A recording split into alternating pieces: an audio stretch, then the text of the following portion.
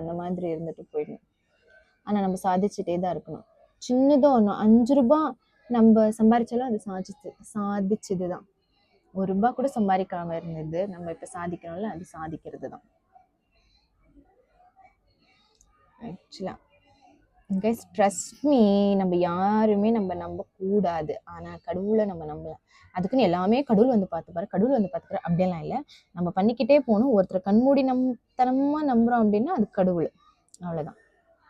ஆனா நம்ம செயலை நம்ம பண்ணிக்கிட்டே போகணும். யாருக்கும் தீங்கு நினைக்காம, கெட்டது பண்ணாம, பொய் சொல்லி ஏமாத்தாம, அது பண்ணாம இருந்தாலே போதும்.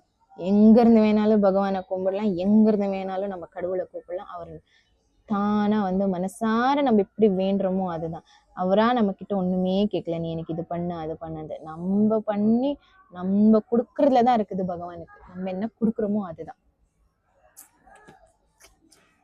அதுக்குதான் நம்ம என்ன பண்ணி கொடுக்குறோமோ அது, அவளுக்கு என்ன கொடுக்குறோமோ அதுதான்.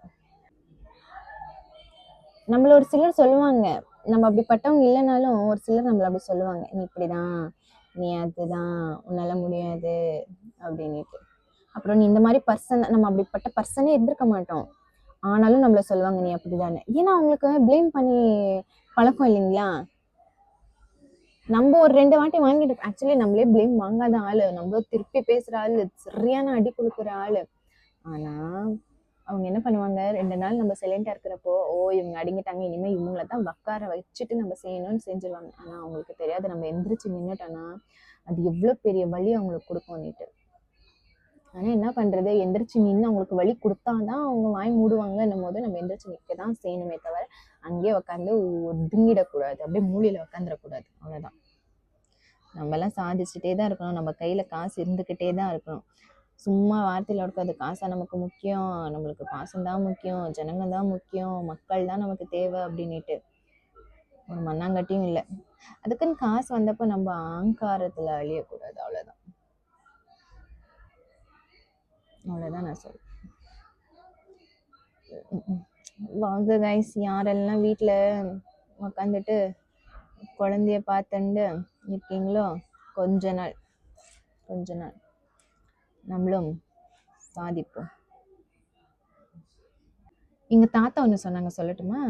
ஒரு நாள் இது கட்டிட்டு இருந்தாங்களாம், கோவில் சிலை. அந்த கலசம் மேல வைக்கிறவளுக்கு கட்டிட்டே இருந்தாங்களாம்.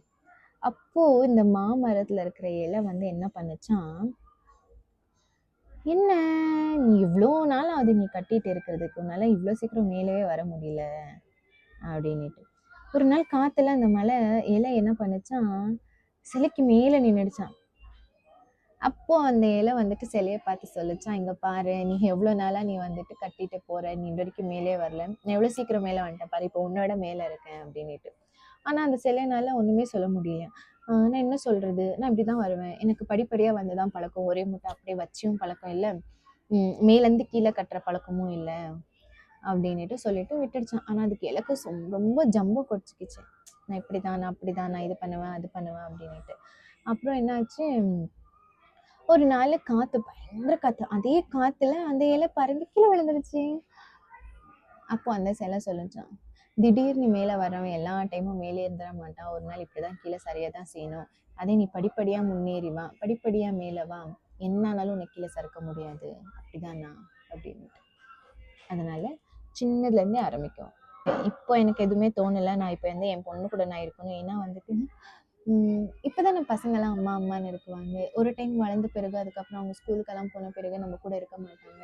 அவங்களாச்சு, அவங்க வேலையாச்சு, இப்போ எப்படி அம்மா அம்மா இருக்கிறாங்களோ அது அம்மா அம்மான்னு நாளைக்கு வராது. அதனால நான் அந்த மூமெண்ட்டை நான் மிஸ் பண்ண விரும்பலை. என்னானாலும் எங்கள் அம்மா இருக்கிறதுனால நான் அந்த மூமெண்ட்டை செரிஷ் பண்ணணும்.